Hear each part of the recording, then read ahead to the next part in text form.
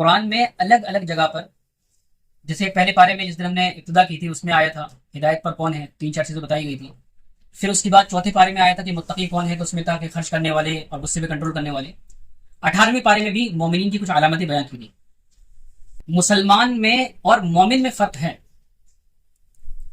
हदीस में आता है मन अकला ज़बीहतना, कि जो कुर्बानी की गोश्त को खा ले और किबले की तरफ रुक करके नमाज पढ़ ले वो मुसलमान है।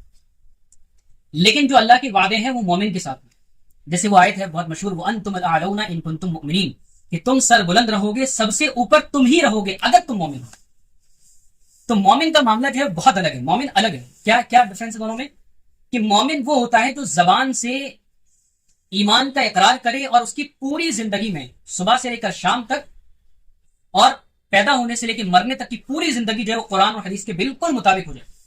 उसका माइंडसेट बिल्कुल हदीस के मुताबिक हो जाए कि भाई अगर अल्लाह ने फरमा दिया ये होगा तो होगा, अब हमें चूचरा नहीं करना है। तो मोमिन ये है। अब मोमिन की यहाँ पे कुछ अलामतें बयान की अल्लाह ताला ने 18वें पारे के अंदर कि कद अफलहल मुमिनून, वो मोमिन कामयाब हो गए। कौन से? अल्लदीना हुम फी सलातिहिम खाशिऊन, जो अपनी नमाज में खुशू इख्तियार करते हैं।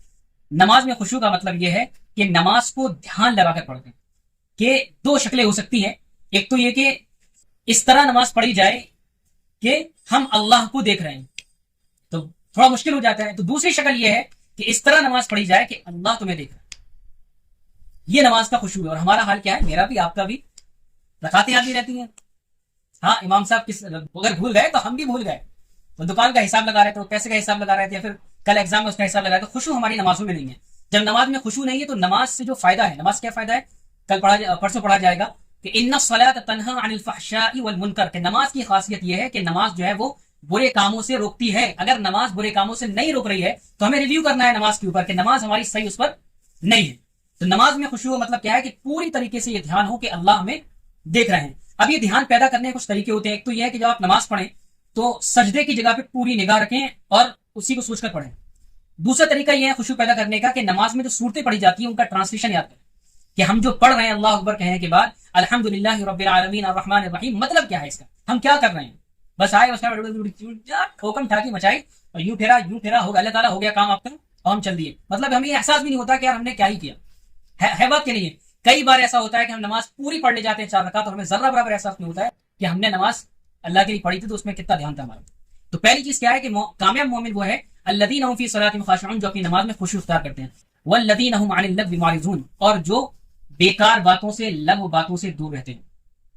हदीस में अल्लाह के नबी ने फरमाया सल्लल्लाहु अलैहि वसल्लम ने कि मिन हुस्नी इस्लामिल मर्इ तर्कुहु मा ला यानी, कि इस्लाम की खूबियों में से यह भी है कि इंसान बेजरूरत कामों को छोड़ दे।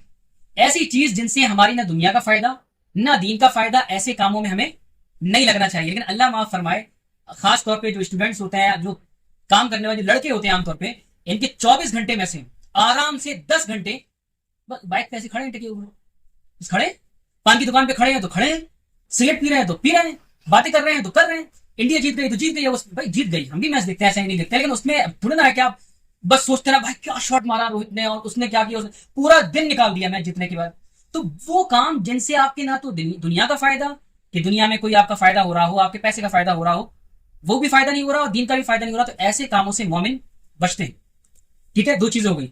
तीसरी चीज वल्लज़ीना हुम लिफुरूजिहिम हाफिज़ून, और कामयाब मोमिन वो हैं जो अपनी शर्मगाहों की हिफाजत करते हैं। इल्ला अला अज़वाजिहिम, शर्मगाह का जो इस्तेमाल है या तो अपनी बीवी के साथ हो, औ मा मलकत अयमानुहुम, के पहले बानियां हुआ करती थी उनके साथ, फ़इन्नहुम गैरु मलूमीन फ़मन इब्तग़ा वरा ज़ालिका, और जो इसके अलावा किसी तरीके से अपनी ख्वाहिश पूरी करते हैं, जो भी तरीके इख्तियार कर सकते हैं लड़के कि भाई असल में शादी अब्बा अम्मा को करनी नहीं होती है टाइम पे, ठीक है, और लड़का लड़की दोनों। मैं तो एक ही बात कहता हूं कि भाई या तो लड़का लड़की से इतना, लड़का दूर रहे लड़की से और लड़की दूर रहे लड़के से, तो भाई अच्छी बात है।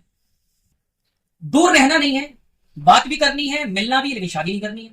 देख रहे यूनिवर्सिटी में ये हाल है, 5 साल 6 साल हम बात करेंगे, बात करने के लिए हम गर्लफ्रेंड बॉयफ्रेंड है, उसके बाद तुम अपने रास्ते, हम अपने रास्ते, 35 साल की उम्र में शादी हो जाएगी। अब जब बीवी आएगी तो वो मुतालबा करेगी आपसे कि भाई कहीं चलो, तो हम तो भाई सारा ऐश तो आ चुके हैं ना, जो एनर्जी थी एक साथ में घूमने की वो सब हो चुका है। तो जो कामयाब मोमिन की जो मिसाल अल्लाह के नबी ने फरमाया हदीस के अंदर कि जो 2 चीजों की हिफाजत कर ले, मैं वादा करता हूं जन्नत में लेके जाऊंगा। वो 2 चीजें क्या है? फरमाया एक जबान की हिफाजत कर ले, दूसरी चीज शर्मगाह की हिफाजत कर ले।